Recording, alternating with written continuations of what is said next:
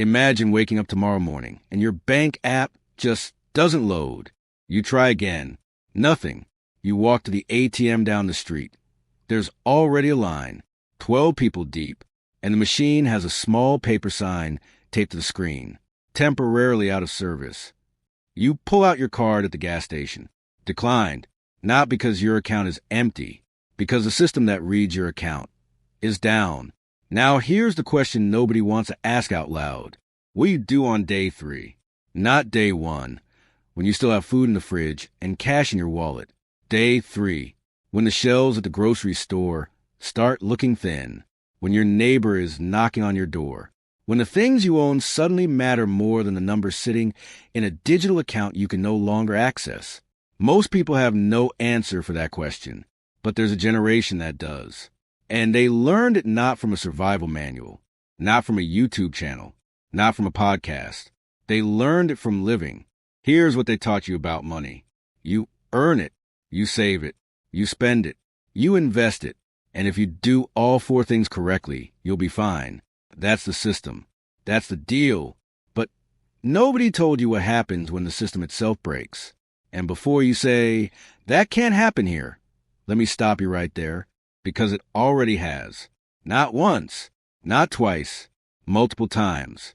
In living memory, the people born between 1965 and 1980, Generation X, they didn't grow up with safety nets. They grew up watching their parents get laid off in the recessions of the 70s. They came of age during the savings and loan collapse. They watched their first real paychecks evaporate in the early 90s recession. They built careers, only to watch the dot-com bubble detonate those careers in 2001.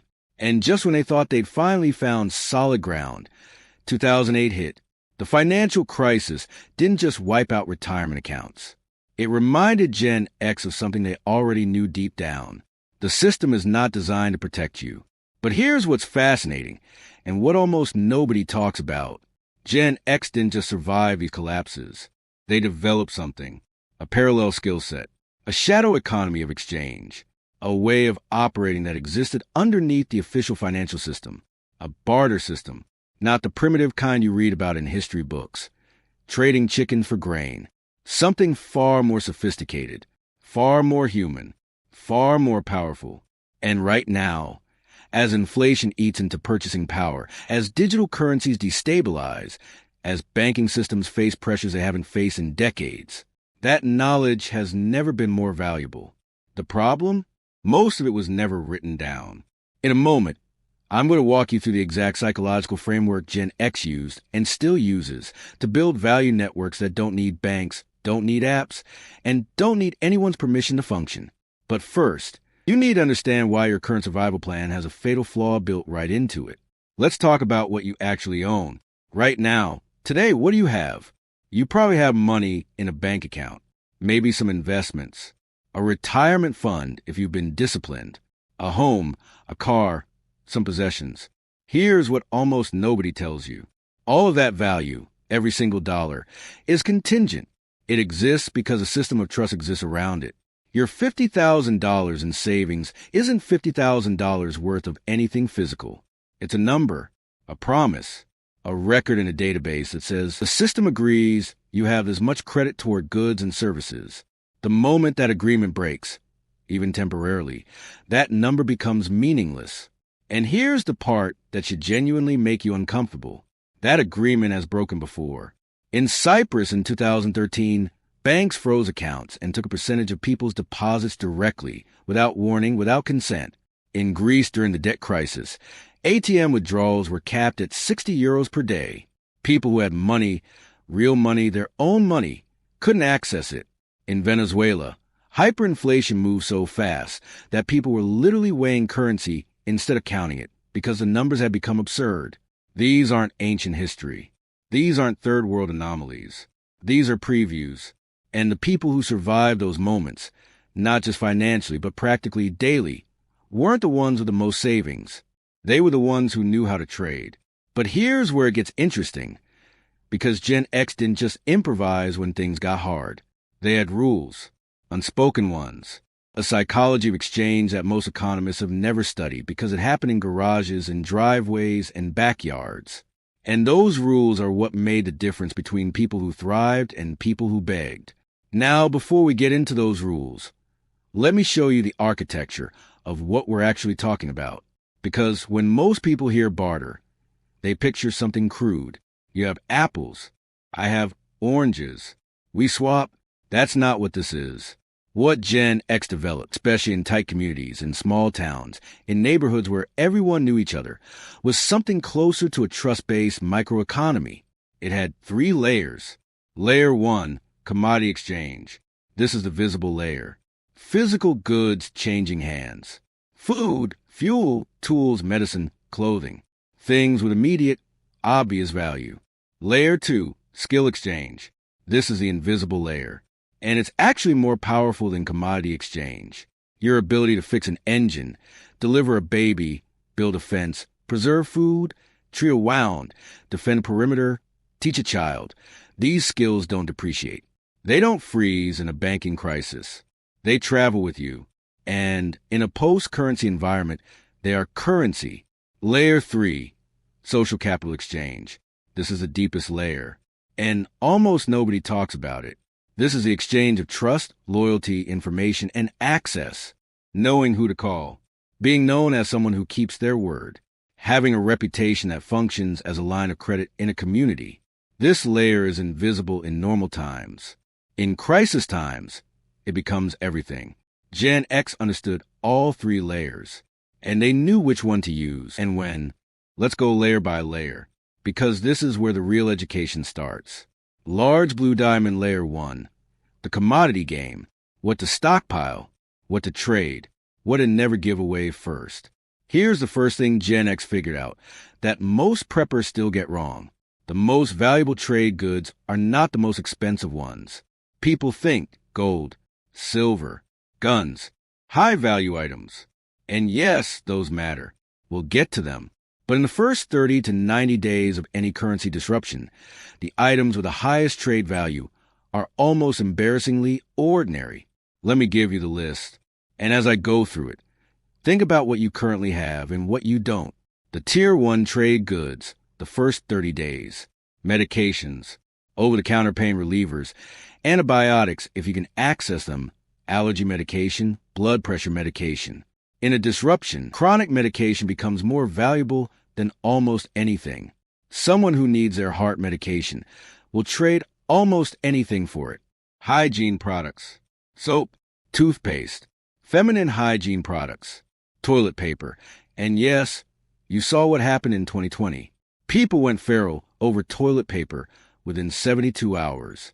That was just a scare. Imagine a real disruption. Fuel. Gasoline, propane, kerosene. Stored fuel becomes an immediate power currency. People will trade food for it. They'll trade labor for it. Batteries and light sources. LED flashlights, candles, lighters, matches. When the power grid becomes unreliable, and in a serious disruption it will, light becomes psychological comfort and practical necessity. Seeds. This sounds long-term, but hear me out. Seeds signal permanence. A person who shows up with a packet of vegetable seeds in week 2 of a crisis is signaling, I believe we're going to be here long enough to grow things. That psychological message alone carries enormous social value. Alcohol, not just for drinking, for sterilization, for trade, for morale. Sealed, high-proof alcohol has an almost indefinite shelf life and trades well in every documented barter economy in modern history. Coffee and tobacco. Don't underestimate these. In every documented post-currency scenario, from post-World War II Germany to the prison economy, which is one of the most sophisticated barter systems in modern existence, coffee and tobacco trade at premium rates. They're morale items, and morale in a crisis is survival. Now here's where Gen X had a tactical insight that most people completely miss, and it's about the timing of when you reveal what you have. Because making one mistake in a barter economy doesn't just cost you goods. It can cost you your safety. Stay with me. The cardinal rule of commodity trade: never show your stack. This is the piece of barter psychology that Gen X absorbed almost instinctively, because many of them grew up in environments where resources were genuinely scarce. You never reveal the full extent of what you have, not to neighbors, not to friends, not even to family members outside your immediate household. Why? Because the moment people know what you have, you become a target, not necessarily a violent one, but a social one. You become the person people come to, the person people pressure, the person who gets guilt-tripped, manipulated, or eventually stolen from. The Gen X barter principle is always trade from perceived scarcity, never from visible abundance. You have 200 lighters. You trade with one lighter at a time. You act like lighters are hard to come by, and you're doing someone a favor by parting with one. This isn't dishonesty. This is survival economics.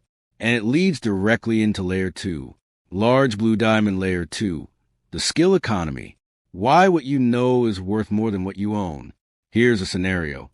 2 people survive a currency collapse. Person A has $50,000 worth of gold stored in their basement.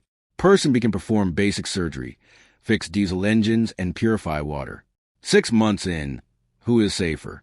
Person A has to protect their gold constantly, has to hide it, has to trust the people they trade with not to take it by force, has to eventually find someone willing to accept gold, which requires that person also believe gold has value in this new environment. Person B wakes up every morning and their value is on them, in their hands, in their head. Nobody can steal a skill. Nobody can confiscate knowledge. And in a community that needs functioning vehicles, clean water, and basic medical care, Person B has permanent, renewable currency. Gen X understood this because they lived in an era before you could Google everything. They had to learn physical skills. They had to learn how to fix things because calling professional cost money they often didn't have. They had to learn how to build things, grow things, preserve things, navigate without GPS, communicate without the internet. But there's a hierarchy of skills in the barter economy, and most people prioritize the wrong ones. The skills that sound impressive in normal life are often worthless in a disruption, and the skills that sound ordinary, almost boring, become gold. Here's the hierarchy. The skill value hierarchy in a post-currency economy. Tier S, survival critical. Medical and first aid. Water purification and sourcing. Food preservation, canning, smoking, fermenting, drying. Fire starting and management. Basic structural repair, roofing, plumbing, basic carpentry. Tier A, community essential. Mechanical repair, engines, generators, hand tools. Electrical knowledge, solar, battery systems, basic wiring. Animal husbandry and butchering. Farming and seed saving. Navigation and communication. Tier B, high social value. Teaching and childcare. Conflict mediation and negotiation. Security and defense training. Foraging and wild plant identification. Cooking, particularly bulk cooking for groups. Tier C, morale and culture. Music, storytelling, humor, entertainment. These sound trivial. They are not. In extended crisis situations, psychological morale collapses before physical resources do. Communities that have people who can lift the mood, tell stories, play instruments, make people laugh. Those communities hold together longer. And in a barter economy, someone who can raise morale trades for surprising amounts. Now here's the practical challenge. You cannot acquire Tier S skills in a crisis. You can't learn emergency medicine when there's no hospital to fall back on. You can't learn water purification when you're already thirsty. The time to build your skill stack is now. And the Gen X approach wasn't to master everything. It was to master one or two things deeply and be passively competent at several others. The deep mastery is your primary trade value. The broad competence is your personal resilience. Layer 3, social capital, the invisible currency, the system nobody can see and nobody can steal. This is the layer that most survival content completely ignores, and it is arguably the most important one. Let me explain it through a story. Imagine 2 neighbors in a disruption scenario. Both have similar resources. Both have similar skills. Neighbor A has been, for the past 5 years, the kind of person who waves in the morning, helps when someone's car breaks down, shows up when there's a community issue, and keeps their word without being reminded. Neighbor B has been, for the past 5 years, private, transactional, occasionally difficult, and generally disengaged from the community. When a disruption hits, Neighbor A gets information first, gets warned before things escalate, gets included in the informal group that forms for mutual protection, gets extended credit in trade negotiations because people trust them to deliver. Neighbor B starts from zero, has to prove themselves under pressure, has to overcome existing impressions, has to work twice as hard to access the networks that neighbor A walks into automatically. Social capital built in peacetime is the most valuable asset you can have in wartime, and Gen X built it through something very specific. They called it, informally, the favor economy, and it operated by rules so precise that violating them could get you permanently excluded from a community's exchange network. Here's how it actually worked. The Gen X favor economy. How it actually functioned. Rule 1. Get before you need. The worst time to start building social capital is when you need it. Gen X operated with a principle of proactive generosity, not because they were altruistic, but because they were strategic. Small, consistent acts of generosity build an invisible account, and that account earns interest. Rule 2. Never transact in the moment. This is subtle but critical. In a barter relationship built on social capital, you never immediately demand equal return. The moment you say, "I'll help you fix your fence if you give me X," you converted a social relationship into a commercial one. And commercial relationships collapse under pressure. Instead, you help. You let the obligation sit. Unspoken. Understood. And when you need something, you call on it. This is not manipulation. It is a fundamental architecture of human community that existed for thousands of years before money was invented. Rule 3. Know who owes you, and never say out loud. In a healthy favor economy, people carry a mental ledger, not a written one, not a spoken one, a felt one. You know who you've helped. You have a general sense of the balance.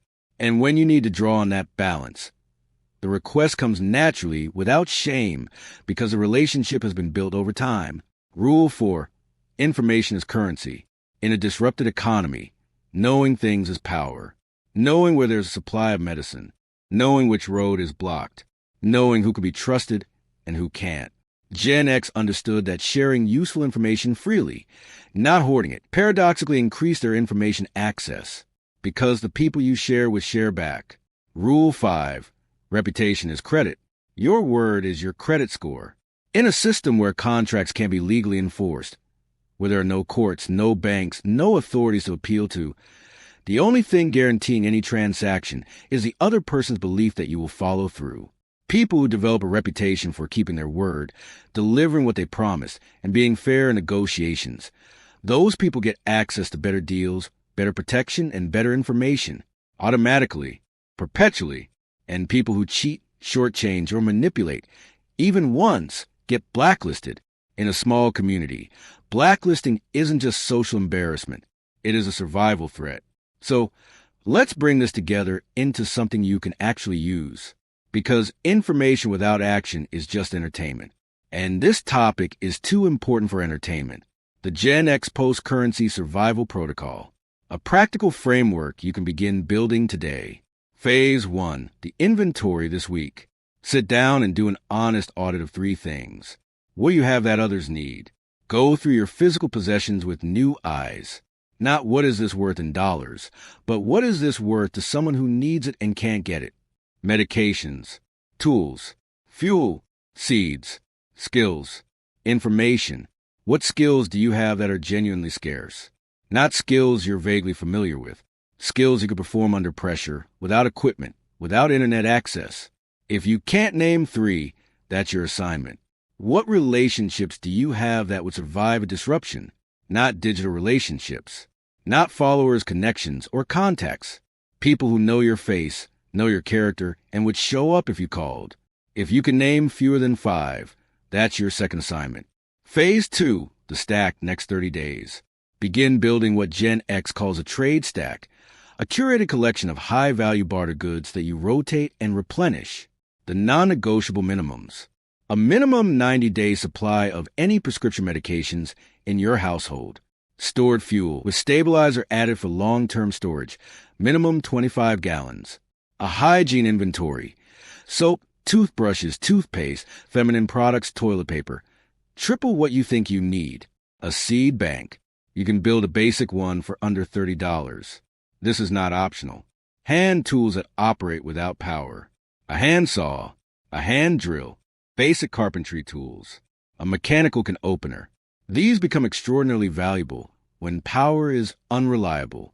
At least one high-proof sealed alcohol supply, a minimum 6-month supply of coffee and or tobacco if you don't use them personally, purely for trade.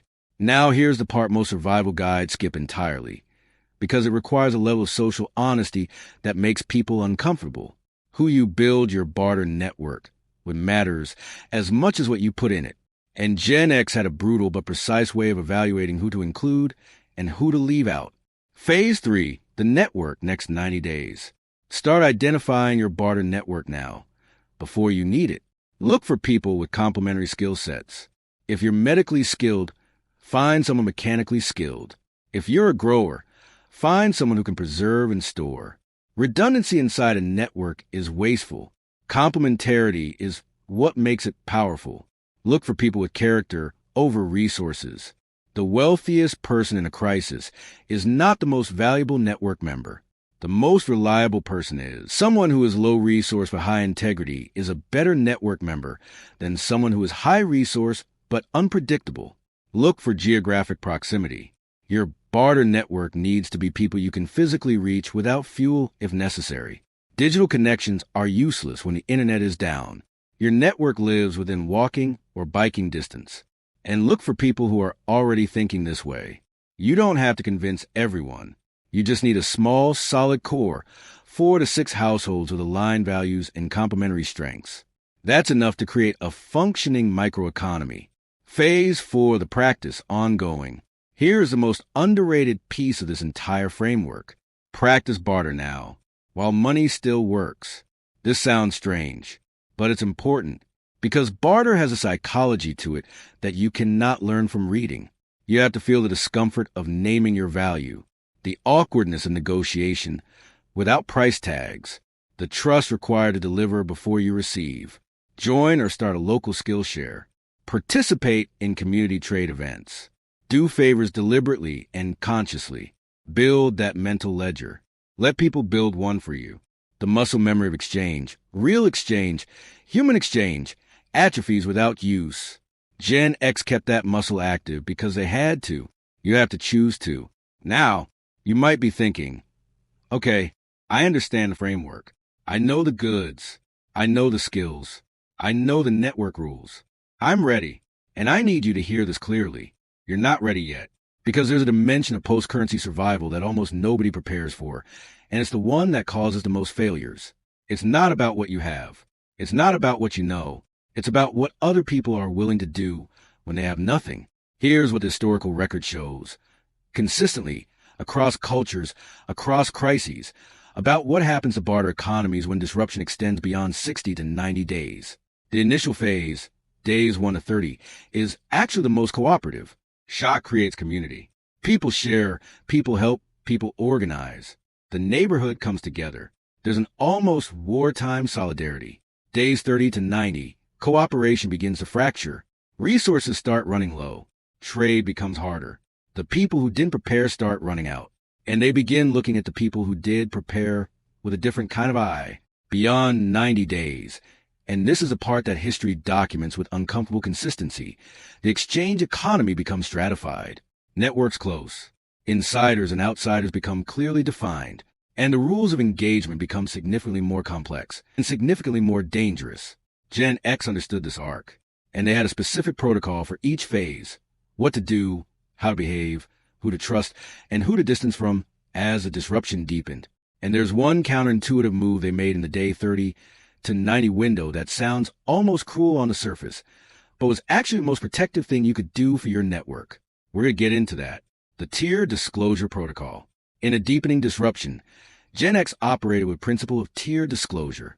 What this means is that different people in your life have access to different levels of information about your resources and capabilities. Tier 1, full disclosure. Your immediate household. Nobody else. These are the people who know everything, where everything is, what everything is worth, what the full plan is. Tier 2, partial disclosure. Your core barter network. They know you have resources. They know you have skills. They do not know the full extent of either. They know what you're willing to trade. They do not know what you're holding back. Tier 3, perceived scarcity. Neighbors, community members, acquaintances. They perceive you as someone with some resources and some skills, helpful, engaged, but not wealthy, not a target, not an obvious source of abundance. Tier 4, unknown. Strangers, newcomers, people you cannot yet evaluate. They know nothing about your resources. Nothing. This isn't paranoia. It is a precisely calibrated social architecture of every functioning barter community ever documented. And learning to move between tiers, knowing when to reveal, when to conceal, when to extend trust, and when to withhold it, is perhaps the most sophisticated skill in the entire post-currency toolkit. Let's end with what this is really about. Because it's not really about economic collapse. It's not really about survival gear, or trade stacks, or barter networks. It's about sovereignty. Gen X, that quietly tough, perpetually overlooked generation sandwich between the boomers and the millennials. They carry something that modern culture has systematically tried to make irrelevant. They carry the knowledge of how to live without permission, without the permission of a bank to access your own money, without the permission of a corporation to feed your family, without the permission of a system to determine your value. The barter economy isn't a fallback plan. It's a declaration of independence. Every skill you build, every relationship you invest in, every item in your trade stack, every favor you extend before you need one. These are votes. Votes for a version of yourself that doesn't collapse when the app goes down, when the card gets declined, when the system that promised to protect you quietly, efficiently, bureaucratically fails. Gen X learned this the hard way. You have the opportunity to learn it the smart way.